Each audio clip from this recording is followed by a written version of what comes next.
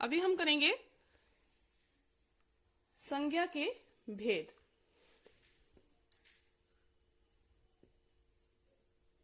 संज्ञा के भेद या प्रकार। ठीक है।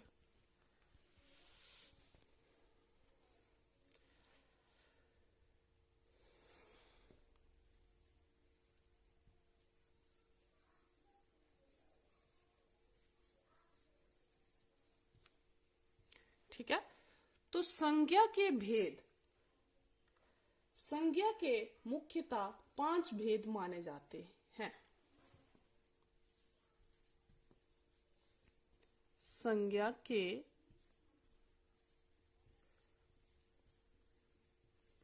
मुख्य तौर पर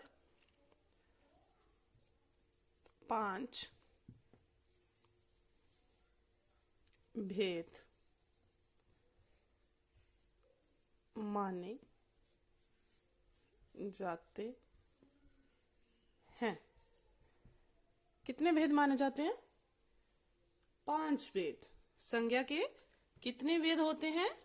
5 भेद होते हैं। ठीक है, तो इनके हम सिर्फ नाम ही राइट करेंगे, लिखेंगे, बाकी इसको एक्सप्लेन ही करेंगे। ठीक है, तो पहला भेद कौन सा है? व्यक्तिवाचक संज्ञा।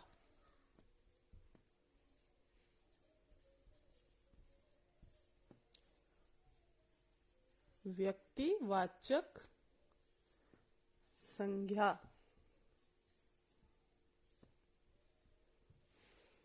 इंग्लिश में भी मैं आपको लिख देती हूं, काम आएगा आपके।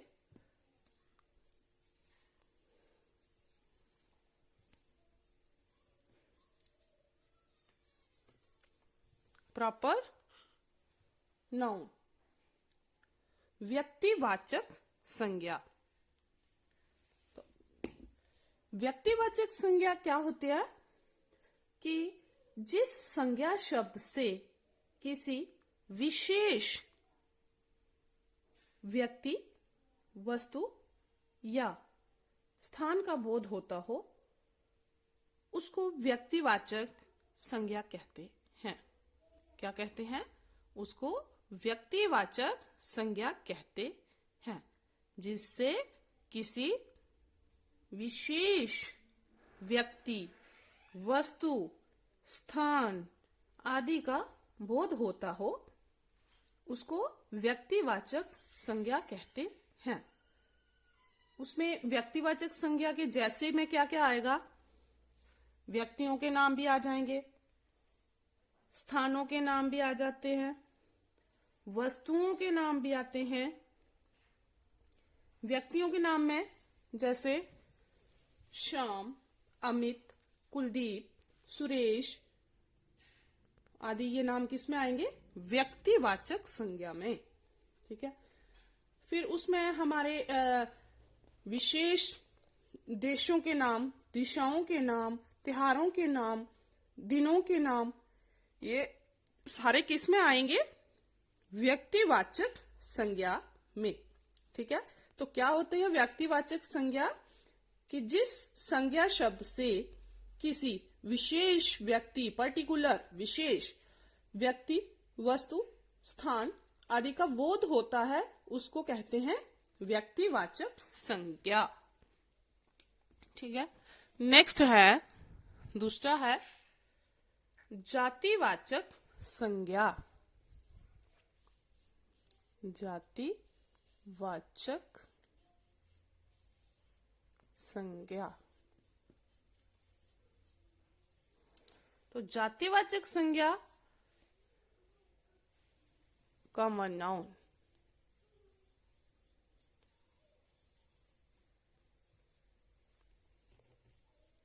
ठीक है, तो इसमें क्या क्या आते हैं?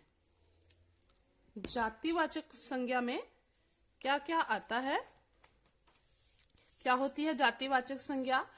कि जिस संज्ञा शब्द से संपूर्ण, संपूर्ण होता है पूरा, संपूर्ण जाति, वर्ग या समुदाय का बोध होता है।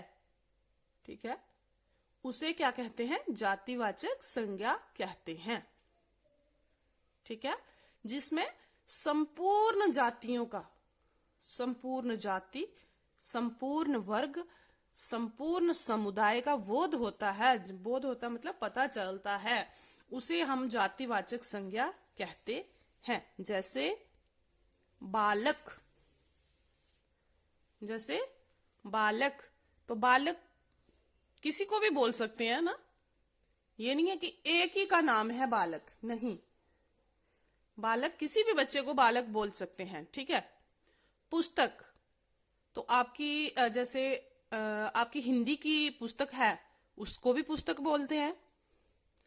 एसएसटी की है, उसको भी पुस्तक बोलते हैं। मैथ्स की है, उसको भी पुस्तक ही बोलते हैं। गीता है, उसको भी पुस्तक बोलते हैं। रामायण है, उसको भी पुस्तक ही बोलते हैं। ठीक है, मतलब जिससे पूरे समुदाय, वर्ग या जाति का बोध होता है। जैसे बहन है, मेरी बहन है, तो मेरी बहन को भी बहन ही बोलते हैं, और आपकी जो बहन है उसको भी बहन ही बोलते हैं। ठीक है। फूल है, तो फूल जो गुलाब का फूल है उसको भी फूल बोलते हैं। जो गेंदे का फूल है उसको भी फूल बोलते हैं। कमल के फूल को भी फूल ही बोलते हैं। ठीक है, तो ये क्या है? जाति, वर्ग। तोता है, तो जो आपके खेत में तोता दाने खाता है उसको भी तोता ही बोलते हैं। जो किसी और के खेत में खाएगा वो भी तोता ही बोलेंगे उसको। अलग अलग नाम लेंगे तो तब है कि किसी का मिट्ठू है, किसी का छोटू है, पर है तो लड़का ना, वो है तो तोता। तो ये संपूर्ण जाति जो है, संपूर्ण समुदाय जो है, ये किस में आते हैं? ये आते हैं जातिवाचक संज्ञा में, कॉमन नाउन में। ठीक है। तो तीसरा है भाववाचक संज्ञा। भाववाचक संज्ञा, तो भाववाचक संज्ञा को इंग्लिश में क्या कहते हैं?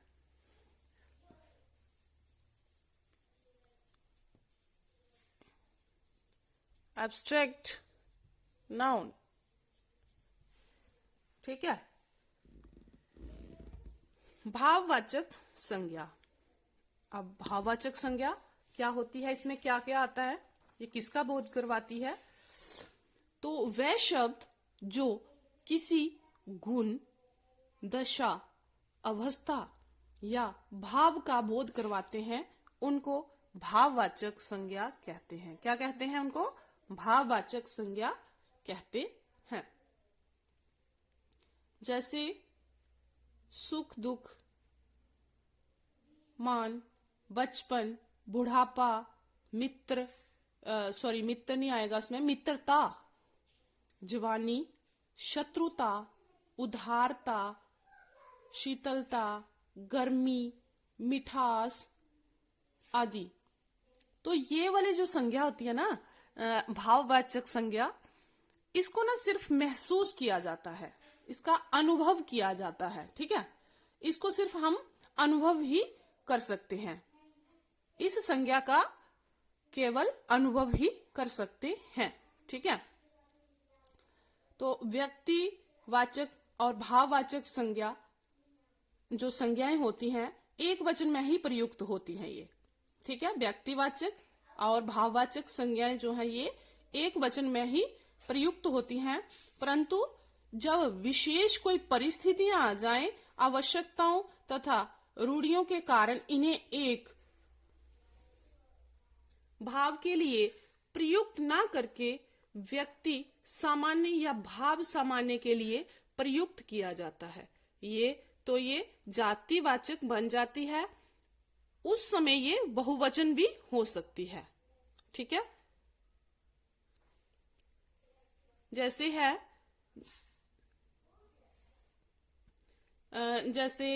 बताते हैं, देश को हरिश्चंद्रों की आवश्यकता है। ठीक है, जैसे और हाँ, कश्मीर जो है सुंदरताओं की भूमि है। जो सुंदरता है ये क्या है? भाववाचक। सुंदरताओं, तो इसको बहुवचन बना दिया गया है। ठीक है। जैसे मैंने पहले बोला कि देश को हरिश्चंद्रों, तो हरिश्चंद्र जी क्या है? हरिश्चंद्र तो एक व्यक्ति का नाम है ना, तो हरिश्चंद्रों मतलब इसको बहुवचन में बदल दिया गया है। तो कभी कभी क्या होता है कि कोई जाति संज्ञा जब जाति का बोध ना कराकर किसी व्यक्ति विशेष का बोध करवाती है तब वह व्यक्तिवाचक संज्ञा बन जाती है। जैसे जी है ये देश गांधी और नेहरू का है। ठीक है। गांधी जी और नेहरू जी जो हैं ये क्या है? नाम है ना किसी के, तो ये जातिवाचक संज्ञा है। क्या है ये? गांधी और नेहरू ये जाति के नाम है। ठीक है। जैसे गांधी जी और नेहरू जी जो बोलते हैं, इनके पूरा नाम क्या था? गांधी जी का क्या नाम था? महात्मा मोहनदास करमचंद गांधी। तो नेहरू का पंडित जवाहरलाल नेहरू। तो गांधी और जो नेहरू जो हैं ये क्या है? जातिवाचक, या जो इनकी जाति है। तो ये देश गांधी और नेहरू का है। तो इसमें कोई महात्मा गांधी और नेहरू जी को नहीं बोला जा रहा है, ये उनकी जातियों के बारे में बताया जा रहा है। परंतु गांधी से अभिप्राय मोहनदास करमचंद गांधी से है और नेहरू से अभिप्राय कहाँ है? जवाहरलाल नेहरू से है। अंततः ये शब्द ये जो है ये क्या है? व्यक्तिवाचक बन जाते हैं। जब गांधी और नेहरू जो आते हैं, बेशक गांधी जो है ये जाति का नाम है, नेहरू जो है ये भी जाति का नाम है, परंतु जो मैंने देश जो मैंने वाक्य जो बोला, ये देश गांधी और नेहरू का है, तो इसमें गांधी से अभिप्राय कहाँ जाता है? ये सब आपके लिए आपके लेवल का नहीं है, परंतु फिर भी ये मैं बता रही हूं कि ये कभी भी परिस्थितियों पर चेंज होता है, परिस्थितियों पर बदलाव आ जाता है। ठीक है। विशेष परिस्थितियां होती हैं जिसमें ये भाववाचक जो है ये बदल जाता है। ठीक है। तो इसमें हम छोटा सा ही रखेंगे ज्यादा कि भाववाचक क्या होता है। इसको ध्यान में रखना कि वह शब्द जो किसी का गुण, दशा, अवस्था या भाव का बोध करवाते हैं, ठीक है, उसको कहते हैं भाववाचक संज्ञा। ठीक है। जैसे उसमें क्या आएगा? सुख आएगा, दुख आएगा, बचपन आएगा, बुढ़ापा आएगा, मित्रता आएगी, शत्रुता आएगी, उदारता आएगी, आदि जो हैं ये क्या है? भाववाचक संज्ञा। और ये सिर्फ क्या करते हैं? ये महसूस करवाते हैं, ये हम इनको अनुभव कर सकते हैं सिर्फ। ठीक है। तो नेक्स्ट है समूहवाचक। समूह संज्ञा।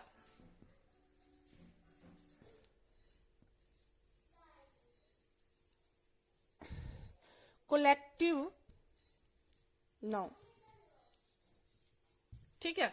तो कोलेक्टिव नाउन में क्या आएगा कि किसी संज्ञा शब्द से वस्तु अथवा व्यक्ति के समूह का बोध होता हो। ठीक है। जिससे किसी समूह का बोध होता हो उसको कहते हैं समूहवाचक संज्ञा। ठीक है। उसमें क्या आएगा? जैसे आपकी जो कक्षा है वो किस में आती है? समूहवाचक संज्ञा में आती है। जैसे आप घर पे रहते हो तो आपका परिवार है, उसमें आपके दादाजी हैं, दादी जी हैं, माता हैं, पिताजी हैं, ये भाई है, बहन है, और भी कोई चाचा चाची वगैरह होंगे। तो ये किस में है? ये परिवार जो है ये क्या है? ये है समूहवाचक संज्ञा। ठीक है। जैसे ये दल हो गया, कोई गिरोह होगी, कोई जहाँ कहीं भीड़ है, जहाँ ये जो आर्मी वाले हैं ये भी ग्रुप में रहते हैं, तो ये भी क्या है? किस में आते हैं? ये समूहवाचक संज्ञा में आते हैं। इसमें और है जैसे चूड़ियों का गुच्छा, कुंज, मंडल आदि, ये जो है ये क्या है, समूहवाचक संज्ञा है। फिर है लास्ट वन है द्रव्यवाचक संज्ञा।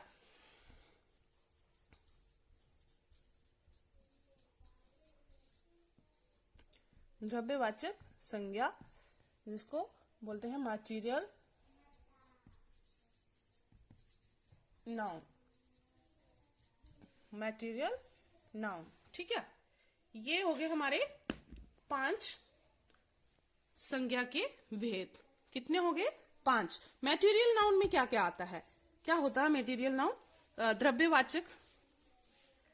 द्रव्यवाचक संज्ञा क्या होती है कि जिन संज्ञा शब्दों से विभिन्न होते अलग अलग, ठीक है, विभिन्न पदार्थों का बोध होता है, उन्हें द्रव्यवाचक संज्ञा कहते हैं। जैसे लोहा, सोना, चांदी, गेहूं, अनाज, पीतल और तांबा, मक्की, चीनी, ये क्या है, ये सारे द्रव्यवाचक संज्ञाओं में आते हैं। इसका आगे हम अगर चाहें तो इसको और भी हम एक्सप्लेन कर सकते हैं, परंतु आपके लिए इतना ही काफी है। तो ये रहा हमारा संज्ञा के 5 भेद। कितने भेद? संज्ञा के 5 भेद। व्यक्तिवाचक संज्ञा, जातिवाचक संज्ञा, भाववाचक संज्ञा, समूहवाचक संज्ञा और द्रव्यवाचक संज्ञा।